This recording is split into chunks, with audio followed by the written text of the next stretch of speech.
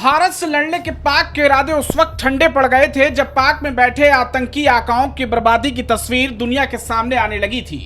पहलगाम में जिस वक्त हमला हुआ उसके ठीक 14 दिन बाद भारत ने पाक को वो माकूल जवाब दिया कि पाक की 7 पुश्तें भारत के उस ताबड़तोड़ हमले को याद रखेंगी।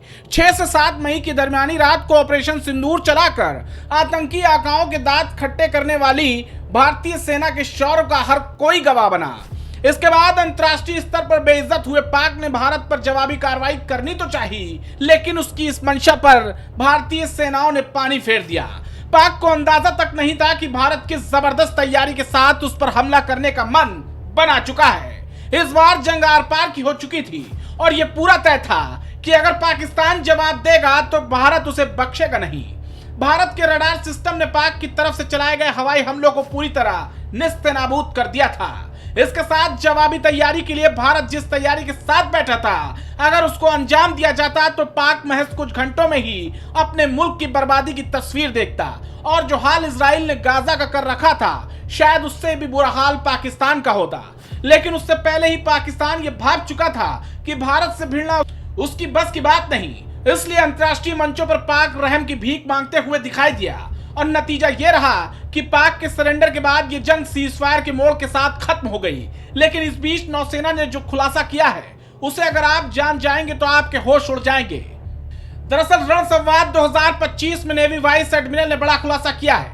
उन्होंने बताया कि संघर्ष शुरू होने के बाद 15 मिग-29 के एयरक्राफ्ट के जरिए पाकिस्तानी नौसेना को उनके ही क्षेत्र में घेर लिया गया था।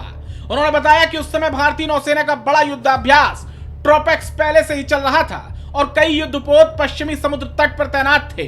हमले की खबर मिलते ही महज 96 घंटे में ही सभी ऑपरेशनल जहाज समुद्र में तैनात कर दिए गए। गोला बारूद और जरूरी चीजों से लैस कर जहाजों और पनडुब्बियों को युद्ध के लिए तैयार किया गया।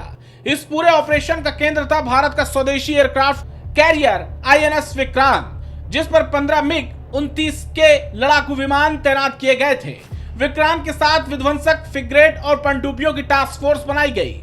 इस ताकतवर तैनाती की वजह से ही कराची के दक्षिण में अंतर्राष्ट्रीय समुद्री क्षेत्र में पाकिस्तान नौसेना अपने बंदरगाहों तक सीमित होकर रह गए। नतीजा यह निकला कि पाकिस्तान भारत के हर पैतरे में फंसता चला गया। इधर समुद्री रास्तों में पाक पर हमले की पूरी तैयारी थी तो वहीं दूसरी तरफ आसमान से भारत पाक पर ताबड़तोड़ हमले करे हुआ था। इसका एक और वीडियो भी अब सामने आया है। इस वीडियो में साफ तौर पर देखा जा सकता है कि कैसे भारतीय वायुसेना ने मुरीदके पर हमला किया था।